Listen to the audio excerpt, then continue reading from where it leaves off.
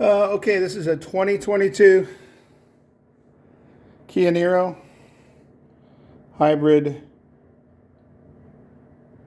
It's a plug-in hybrid.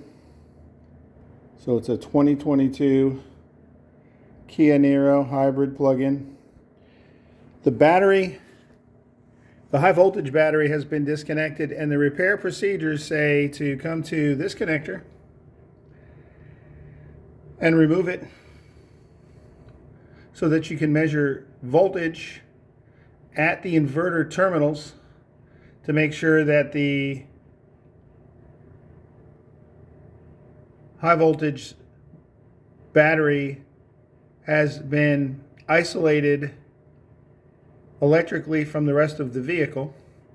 In order to do that, you need to disconnect this connector, which is latched with a latching lever.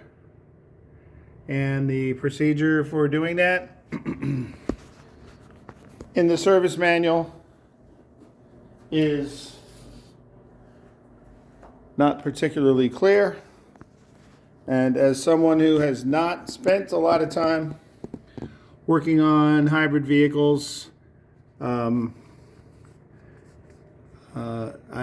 finding that the procedures outlined in the service manual don't fully explain how to release the connector can lead to problems in damaging the connector, and that's the last thing you want to do.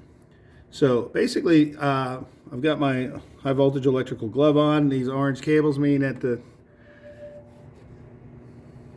harness is carrying high voltage potentially, and all proper precautions should be followed, including proper personal protection in the form of lineman's gloves of the proper rating, and preferably insulated hybrid tools. I do not have the necessary screwdriver, so I'm going to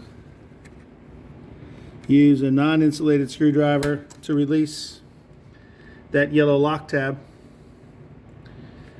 And what the procedure does not clearly indicate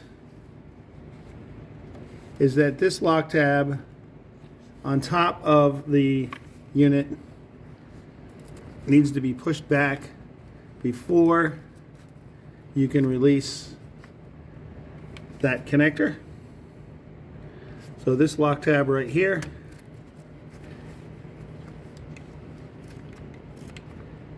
pivots back and forth, and you can see the latch that it engages. As you move it backwards, it engages a tang on the locking lever. So to release it, once again, you have to press backwards. I don't need to use the screwdriver to do that. Press backwards on this locking, on this bottom latch, and then you can see that latch moves backwards, which allows the locking lever to disengage, and you can then move that forward. And as it pivots forward, you can see